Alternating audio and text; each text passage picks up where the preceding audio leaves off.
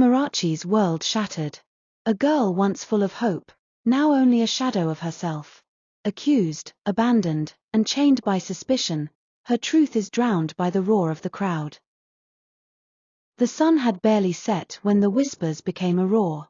In the village square, all eyes turned against Amarachi. The girl who once smiled freely, now stood in chains of suspicion.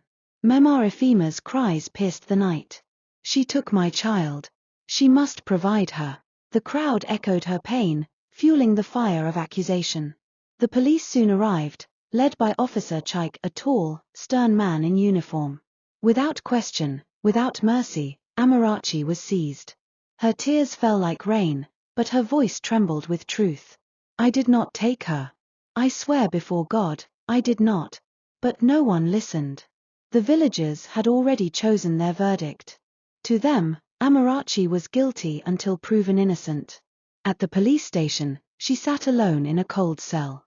The walls echoed with her sobs, the weight of shame crushing her. She thought of her parents, how would they bear this disgrace? Meanwhile, word reached her father and mother. Their hearts racing. Running home through the dusty road, they met the crowd chanting Amarachi's name with scorn. The pain in their eyes was unbearable, their only child, now branded a criminal. Days passed, and the search for the missing girl grew desperate.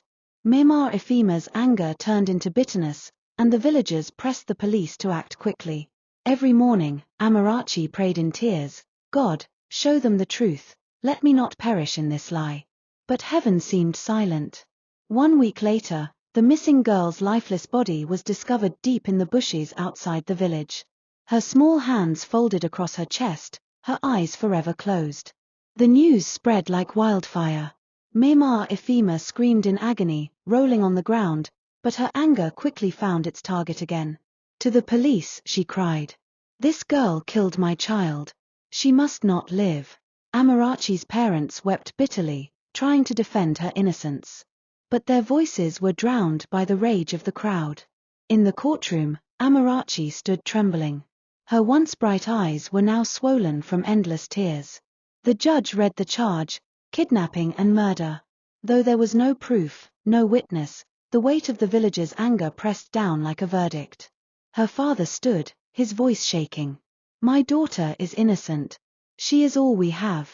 Please, she is only a child herself. But his cries were silenced by the banging of the gavel. Guilty, the judge declared. The word thundered through the room, tearing Amarachi's heart apart. She fell to her knees, screaming in despair. Her mother fainted, her father wept openly, their world shattered. The sentence was carried out swiftly, and as Amarachi was led away, her last words echoed like a haunting wind.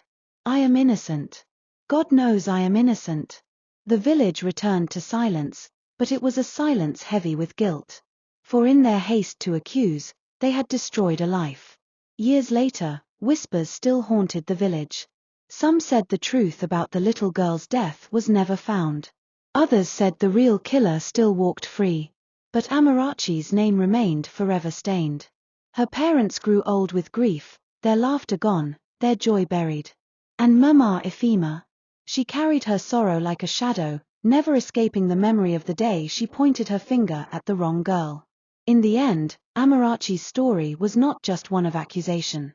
It was a tale of how fear, pain, and suspicion can blind the eyes of justice. Her life became a sacrifice on the altar of a village's anger. This was no longer just an allegation. It was a tragedy. A sorrow carved into memory.